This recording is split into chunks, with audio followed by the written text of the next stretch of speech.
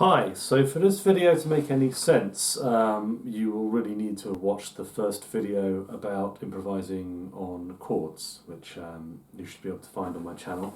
This video is an extension of that. We're going to move into exploring minor chord progressions and seeing how we can apply these basic ideas to minor chords and dominant chords in a minor key. Okay, so the progression we're going to examine today is going to be the first 8 bars of minor swing, which is A minor, 2 bars, D minor for 2 bars, and E7 for 2 bars, followed by A minor for 2 bars. Okay, or 2 measures each, if you are American. I don't think Americans always understand what bars are. That's the English terminology.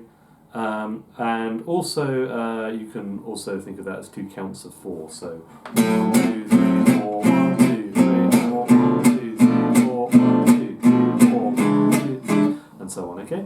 So the very first thing we need to be able to do in order to do this is to be able to play arpeggios of these chords, and that's the very first exercise that we would do. So we'd do something like 1, 2, 3, 4, 1, 2, 3, 4, 1, 2, 3, 4, 1, 2, 3, 4, 1, 2, 3, 4, 1, 2, 3, 4, 1, 2, 3, 4, and 1, 2, 3, 4, 1, 2, 3, 4. Using a slightly more difficult position up here, right? Because most people practice down here. 1, 2, 3, 4, 1, 2, 3, 4, 1, 2, 3, 4, 1, 2, 3, 4.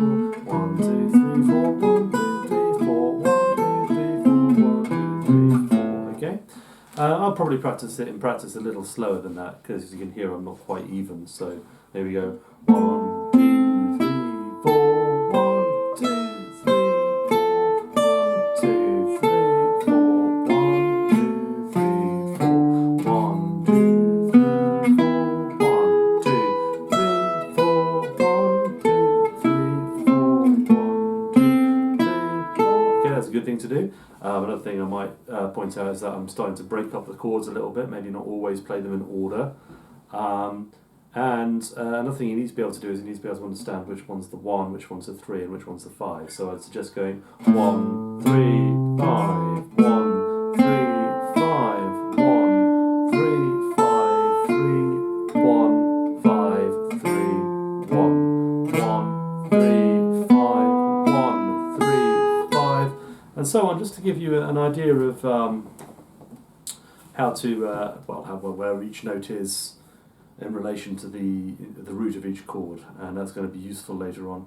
I also like to practice these in half notes or minims, so it'd be like 1 note for every 2 numbers, if you like, or every 2 beats. 1, 2, 3, 4, 1, 2, 3, 4, 1, 2, 3, 4, 1,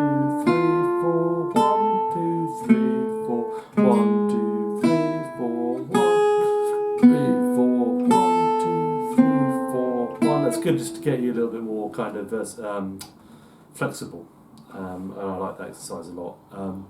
Obviously, the number of bars that the chord sticks around for, or the count that we do for each chord, will remain the same. So you're playing fewer notes per chord.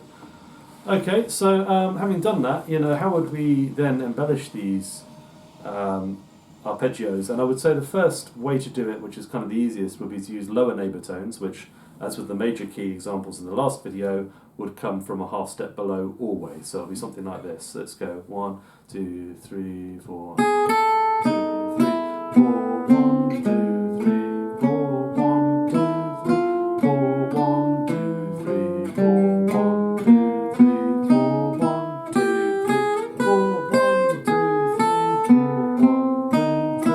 Okay. So again, what I'm doing is I'm playing these approach notes, which are dissonant or passing tones, on the offbeat.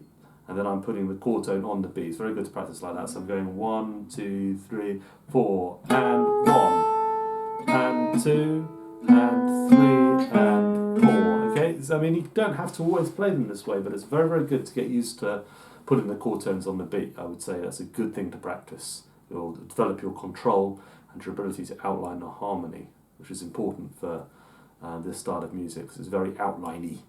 We're always playing the chords and the lines. Okay, so having done that, then the next step is to use the upper neighbour tones, which, as with the major, is a little bit more complicated. But we just need to learn 2 more rules of thumb. And the first rule of thumb is that when we're playing a minor chord, we use a whole step above the 1 and the 3. So we do this, we go. So it's different from the major, right? The major you use a half step above the 3. When we're playing a minor chord, we use a whole step, because the minor third is lower by a half step than the major third. And if we're actually looking from the point of view of the scale, then that's the next note up in the minor scale. Okay, that's just the way I think of it anyway. Now for the 5, what we tend to do is we tend to use the half step above. So we're kind of thinking almost like natural minor or harmonic minor, if you like, if you're into scales. But if not, just remember the rule of thumb. So that would be, if we go from the top of the arpeggio, from 1, so we've got neighbour tone, whole step above, half step above. Let's do this with a count. 1, 2, 3, 4. 1, 2, 3, 4. 1, 2, 3. Okay, so it's almost like a classical sound. You do the same thing for the D minor. 1, 2, 3, 4.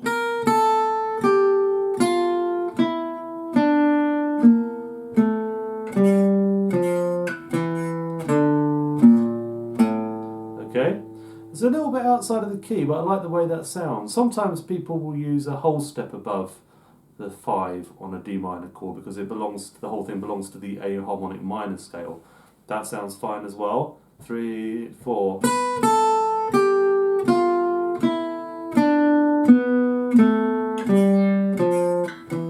So we just do the first 2 chords with a count. We're going to use the half step, I think, for the second chord, just to keep the rule the same. Django sometimes uses the whole step, so that's what I'm going to say on that. 3, 4. 1, 2, 3, 4. 1, 2, 3, 4. Okay, then we get to the E major, or E7 chord. Now this is different from the major chord in the major key, because it's acting as a dominant in a minor key. So normally the dominant key chord of the 5 chord in a minor key, which would be the E chord, would be a minor chord, but we raise the 7th to get the harmonic minor scale, and then what happens is that minor chord turns into a major chord, right? And it just drives the harmony a bit more. It sounds a little bit more stylistic. Gypsy jazz has got a little bit of a kind of classical influence to the harmony. Well, a lot of the classical influence to the harmony. They were listening to a lot of classical music. You can hear it by the fact that they play pieces by Grieg and all this, on the original recordings. They were very influenced by that style of music. And in any case, it was around in the popular music of the time, the bal musette and all these sorts of the polka, the tango, all these sorts of non-jazz popular musics which influenced Django. So this was a big part of the gypsy jazz sound and still is today. So we've got to think about this major chord in the key of A minor, this E7 or the 5-7 chord, as being a bit different to the major chord in a major key. And the good news is it actually makes it a lot easier, because all we do is we just put a half step above and a half step below. So we get this. It's like if I just play the approach tones above or the neighbour tones above the chord, 3, 4.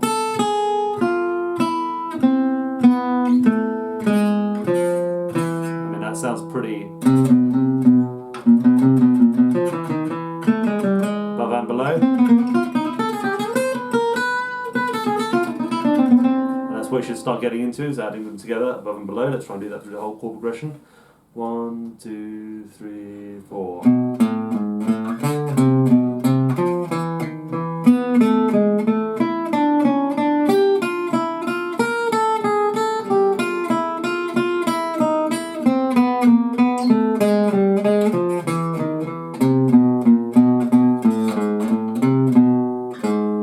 Okay, messed up a little bit at the end, but that wasn't quite interesting. Let me just try that again. 3, 4. Same count as always. Oh, sorry.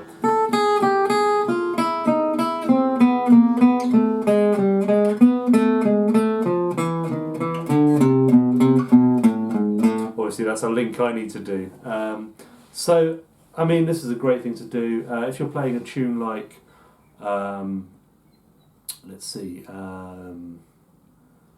Swing Gitane, which is in the G minor key, but has three major chords in it. It's got an A7, a D7, and an A flat 6. You can do this half step above thing on all of those chords and it will sound great. You should try and transfer over the other pattern which we had from the last video, which was the lower neighbour tone going to chord tone and then upper neighbour tone going down to the next chord tone up. So this thing.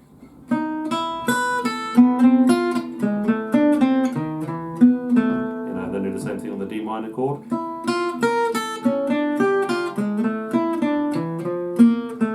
then the same thing on this one. Oh, it's quite tricky, that one. And always try and practice slow enough so you don't make a mistake. You notice that I slowed it down slightly because I'm not so familiar with some of these chords. And then later on, when you get to know it better, you can play them at tempo. Anyway, the next video will start to introduce some more added notes to the chords, and I'll probably do one on double enclosures, maybe a later video, or maybe in the same video. I'm not sure how much time the next one's going to take up. But you can already hear that with these, you know,